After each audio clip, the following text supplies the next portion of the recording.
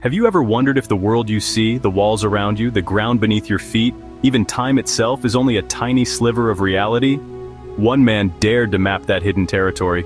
His name was Itzhak Bentov. But just as he began sharing his discoveries, he died in what many still call a strange accident. Soon after, the CIA quietly collected fragments of his work and buried them. Decades later, his wife released the original notes, material almost no one has ever seen. And within them lies a framework that challenges everything we think we know about life, death, and the universe. This is his story. Itzhak Bentov wasn't your typical scientist. He was an engineer, an inventor, a thinker who refused to separate science from spirituality. By the late 1970s, he was building a framework that explained why humans evolve, why consciousness feels bigger than the body, and why reality itself sometimes behaves like an illusion. But before he could share the full scope of his discoveries, he died in 1979, in what many call a bizarre, untimely accident. Almost immediately, intelligence agencies swooped in. They collected his research, classified parts of it, and decades later, only broken fragments surfaced in CIA files. Why was the government so interested in the work of a so-called mystic engineer? And what was so dangerous about his ideas? Bentov believed that humans aren't just bodies wandering through space. Instead, our nervous system, the brain, spine, senses, is a kind of lens. But here's the catch. That lens is limited. We only hear a narrow band of vibrations. We only see a small slice of light. We think we're perceiving reality, but in truth, we're staring through the tiniest crack in a door to something much, much bigger. As evolution unfolds, Bentov said, that door slowly creaks open. Our nervous system adapts, allowing us to see more of reality. Not new realities, but one enormous reality we've only just begun to glimpse. Think of it like widening the dial on a radio. Right now we're stuck on one channel, but evolution wants to tune us into all of them. To prove this wasn't just philosophy, Bentov built machines. In the 1970s, he strapped people into a device called the ballistocardiograph to measure micro vibrations in the body. What he found was stunning. During deep meditation, the heartbeat, breath, and tiny body movements locked into rhythm, about 7 cycles per second. That's the exact same frequency as Earth's natural heartbeat, the Schumann resonance. In that state, the human body wasn't just breathing or pulsing, it was resonating with the planet itself. According to Bentov, when this harmony occurs, the body turns into an antenna. The nervous system, brain, even spinal fluid, all synchronize, creating an electromagnetic field around the head. Here's where it gets strange. Bentov claimed reality itself doesn't flow smoothly, it flickers like frames in a film reel.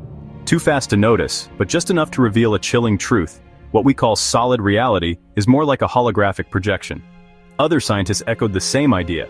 In the 1970s, neuroscientist Carl Pribram proposed the holographic brain theory, while physicist David Bohm described the universe as one vast hologram. If that's true, then who are you?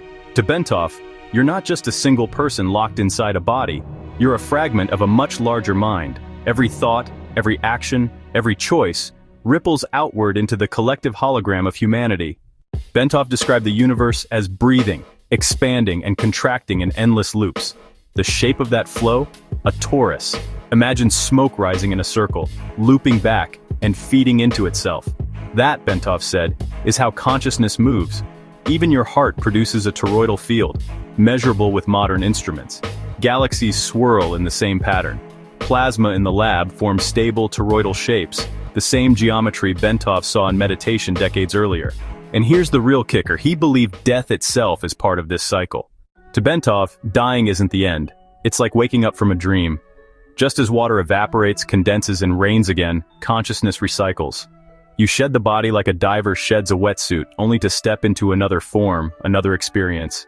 Modern near-death studies eerily echo his ideas. Patients report tunnels of light, overwhelming peace, or even seeing beyond their bodies while their brains are clinically flatlined. Bentov's point was simple. Rebirth isn't mystical, it's mechanical, built into the fabric of the universe. But this raised a question he never fully answered. If life and death loop endlessly, who or what keeps the cycle running? Now we enter the shadows. In the 1980s, the CIA quietly declassified a set of documents known as the Gateway Process. Inside, diagrams, models, and theories pulled directly from Bentov's work. Pages that showed how the brain could act like an antenna tuned to dimensions beyond the physical. A man dismissed by many as a New Age dreamer had his ideas studied, copied, and applied by the US intelligence community. Why would the government care about altered states of consciousness? Why would they embed his framework into classified training manuals? Maybe they believed Bentov had stumbled onto something real, or maybe they feared someone else would get there first. Either way, one thing is clear: his ideas weren't ignored. They were locked away. So here we are. Bentov gave us a map, a nervous system evolving toward higher awareness, a body that resonates with Earth itself, a universe flickering like a hologram, and a consciousness that never truly dies. But the CIA's interest leaves us with one haunting thought. If our nervous system is really just a radio receiver, tuned to one narrow frequency, what's hiding in the static? What are we not seeing right now? Pause. Let it breathe. Maybe, just maybe, the answer is waiting for us to tune in. Bentov once said, "We are fragments of one mind." If that's true, then perhaps the universe isn't out there, after all. Maybe it's right here, inside you, inside me, waiting for us to wake up. If you enjoyed this video, please give it a thumbs up and subscribe to the channel for more content like this. Thanks for watching.